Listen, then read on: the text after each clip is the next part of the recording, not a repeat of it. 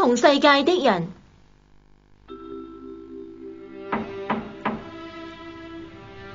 朱迪，哦，入嚟啊！哦，出去啦。不如同埋我哋去啊！叫波寶佢介紹舞伴俾你咪得咯。多謝晒。但係係啊，朱迪啊，我哋一齊去啊！就算冇請柬都唔係問題㗎，係咪？係嘅。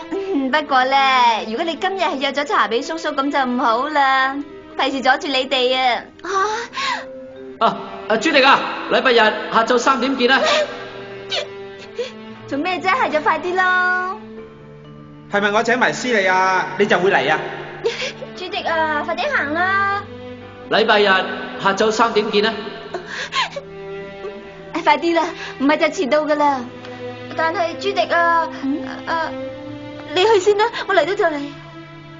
咁樣好啦，我哋喺舞會嗰度等你啦。而家咁嘅情形，我只有靠我寫嘅小說嚟維持生活。我唔可以再依靠任何人，我要靠自己嘅力量去掌握自己嘅命運。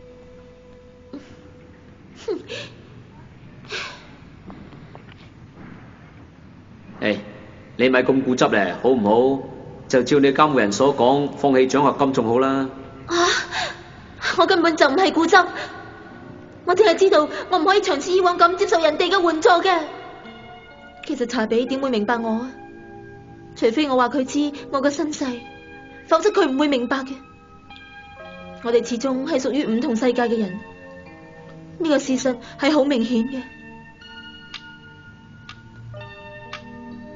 禮拜日下晝3點見啦。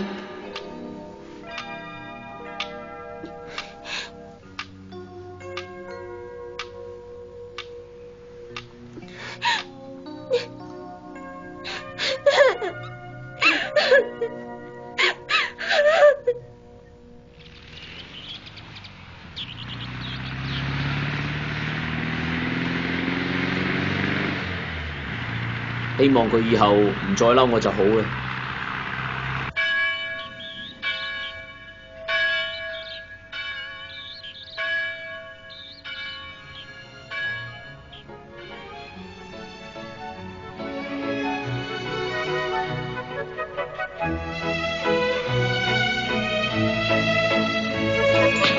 哎呀，對唔住啊！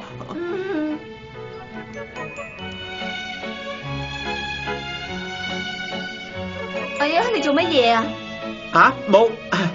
冇嘢啊！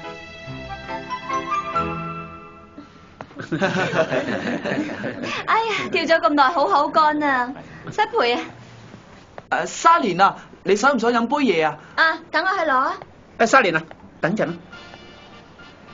啊！係啦，等我去攞啲嘢飲啊！究竟咩事啊，哥哥？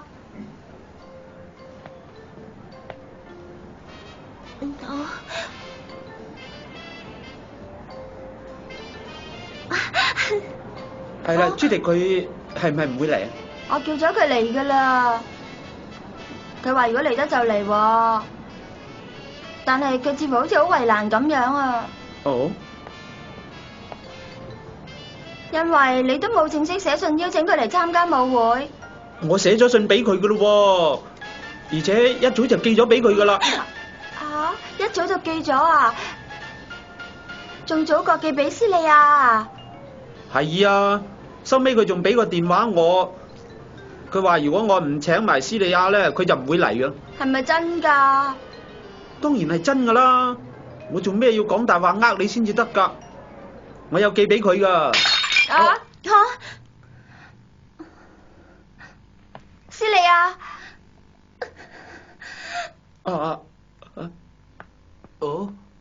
係咪發生咗咩事咁啊？係你啊，朱迪。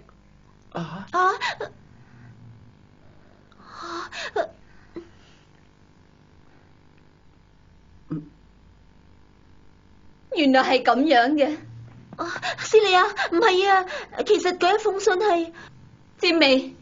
你係為咗想朱迪嚟，所以先寫邀請信俾我嘅。既然你冇心請我嚟嘅，你根本冇必要特登寫封信俾我噶。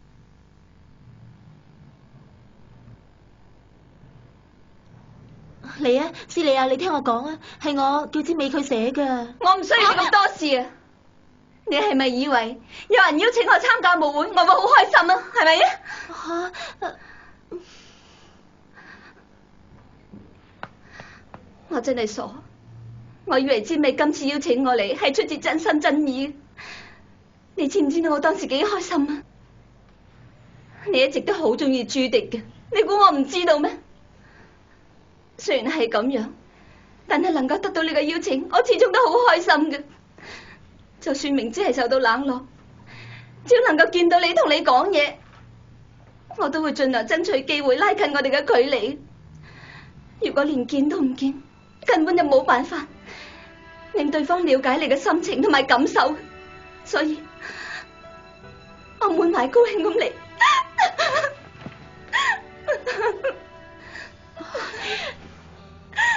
斯利亞，估唔到我嚟到係出醜嘅，我真係估唔到你係個咁卑鄙嘅人，你係男仔嚟噶，請你將你嘅感情唔好拖泥帶水咧。我所中意嘅甜美唔係咁樣。